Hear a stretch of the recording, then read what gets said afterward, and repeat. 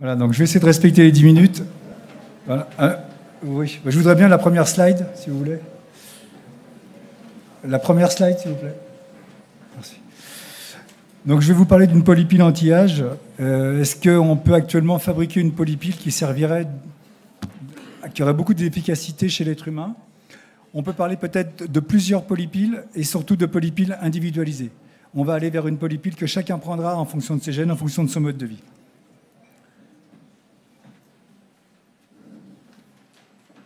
Voilà, vous savez qu'on peut être vieux sans être âgé. Donc c'est ça la recette que je voudrais vous expliquer maintenant très rapidement.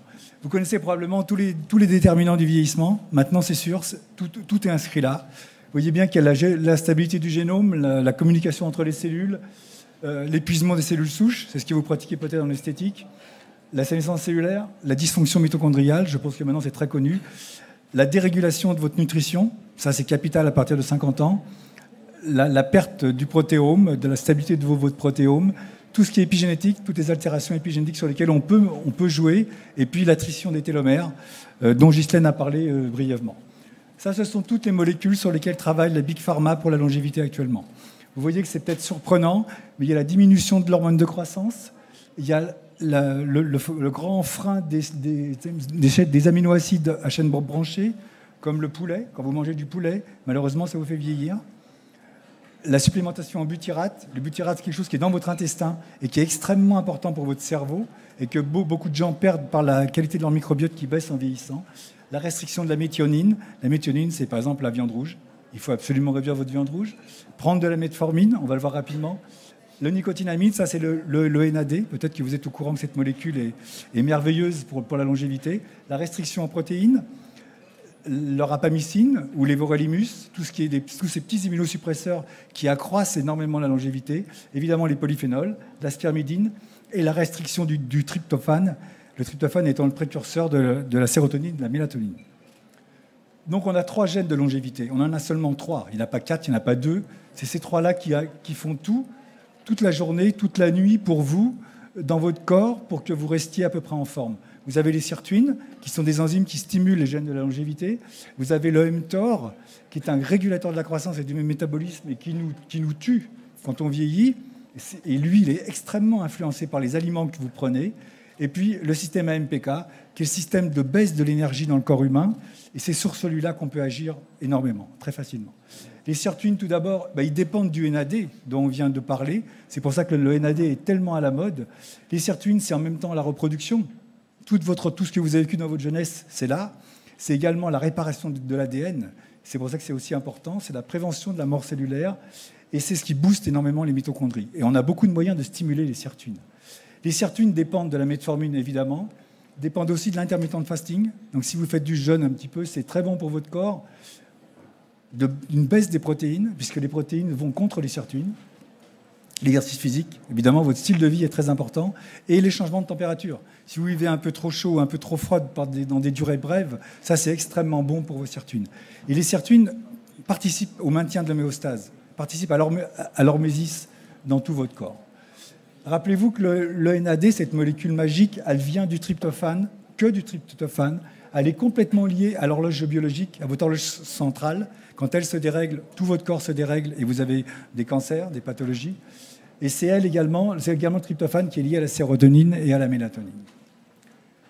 Si on regarde ce NAD, il est lié à tous ces éléments, mais n'oubliez pas l'exercice physique. Si vous prenez des compléments, si vous prenez une polypile sans exercice physique, sans style de vie, c'est comme si vous ne faisiez rien. Ça n'a pas d'effet. Il faut que ce soit global. C'est la pilule, votre alimentation, votre sommeil, l'exercice physique. On ne peut pas se départir de ça. Le NAD, il est extrêmement dépendant de la vitamine B3. Donc cette vitamine, vous l'avez dans ces aliments-là. Je pense que vous en mangez tous les jours.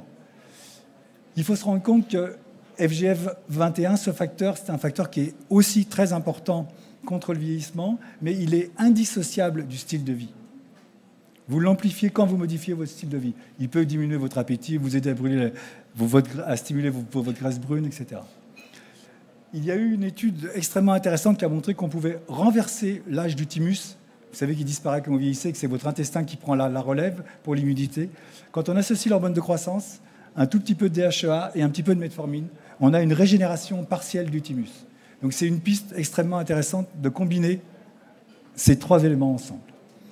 Ça, c'est une étude extrêmement intéressante d'un chercheur passionné de longévité, et il a marqué toutes les molécules qui actuellement sont à notre disposition, tous les éléments qu'on a. On a évidemment la réduction du stress, ça c'est extrêmement à la mode, puisque à partir de 2022, c'est la première maladie reconnue au monde, la plus forte pour l'OMS, devant le Covid.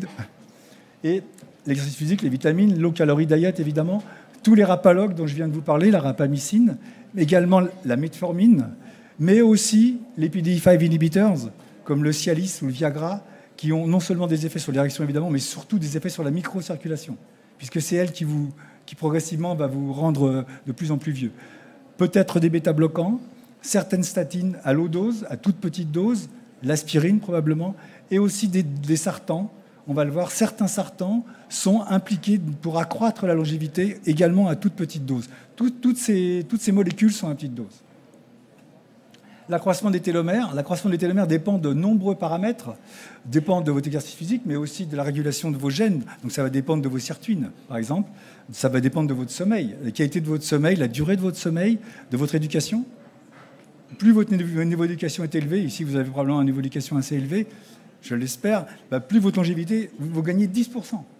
C'est énorme, hein, par rapport à quelqu'un qui n'a pas d'éducation. Et puis votre body shape index, je vous rappelle que le body shape index, ce n'est pas l'indice de masse corporelle, c'est l'indice de masse corporelle plus le tour de taille.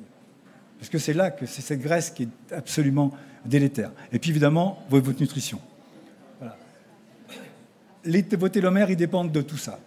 Hein, si vous voulez les dégringoler, il y a votre âge évidemment, il y a le stress oxydatif, il y a le cortisol, il y a la glycation, et il y a tous les travaux décalés. Si vous travaillez de nuit, vous vous couchez vraiment beaucoup trop tard, vous grignotez vos télomères sans le faire exprès.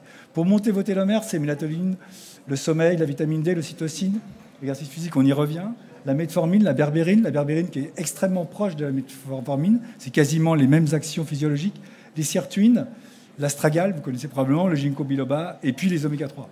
Avoir une bonne balance en oméga 3 par rapport aux oméga 6, on n'a pas le temps de parler de tout ça aujourd'hui. Il y a des produits français qui existent pour les télomères, Télomère Plus. C'est un produit qui contient de l'astragale, de la vitamine D et de la berbérine. La metformine, c'est probablement la molécule du siècle. C'est le géroprotecteur. Le nombre d'études qui tombent sur metformine et vieillissement, c'est faramineux. Maintenant, je vous ai mis tous les effets de la metformine qui commencent à être connus. Ça augmente la détoxification, ça donne des nouvelles de la mitochondrie, c'est bon contre l'insuline, pour le métabolisme des lipides, contre l'oxydation, ça améliore énormément le système lymphatique. Hein. Vous savez que, par exemple, que le cholestérol passe d'abord par le système lymphatique. Il y a une accélération du système lymphatique. Ça améliore la méthylation, le microbiote. Votre microbiote est très amélioré par la metformine ou la berbérine d'ailleurs. Ça réduit la sénescence, ça diminue l'inflammation et ça augmente l'autophagie. Voilà. Donc la metformine, ça stimule GDF15. Vous savez que GDF15, c'est ce qui est présent dans le sang des gens jeunes et qui disparaît quand vous vieillissez. Il y a des Américains qui ont essayé de faire des transfusions de sang de personnes jeunes à des personnes âgées pour améliorer, par exemple, la qualité du cerveau, de la mémoire, etc. Ça diminue l'absorption de votre nourriture. Vous mangez moins sous metformine. Ça diminue votre indice de masse corporelle et surtout, ça diminue votre insuline. Et l'insuline, c'est capital puisque c'est proche de l'hormone de croissance et c'est elle qui provoque indirectement, quand elle est en excès, qui augmente le risque de cancer. Je vous ai mis quelques dosages des molécules qu'on peut prendre actuellement.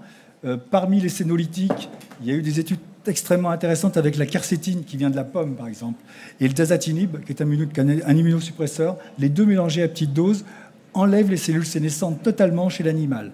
Et c'est en phase 3 chez l'homme actuellement.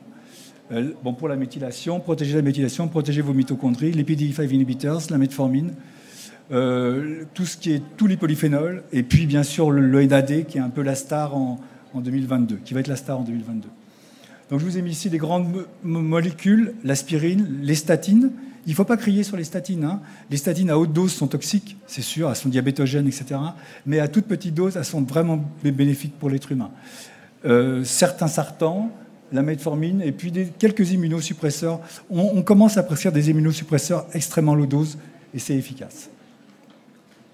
Rappelez-vous que la metformine a la chance d'agir sur les trois grands gènes, les trois grands drivers du vieillissement. Sur les sirtuines, la MPK et le mTOR. Elle a un effet global. C'est pour ça que c'est un vrai géroprotecteur et que ça devient aussi célèbre dans le monde entier. Et je vous remercie de votre attention et je vous souhaite une très longue vie.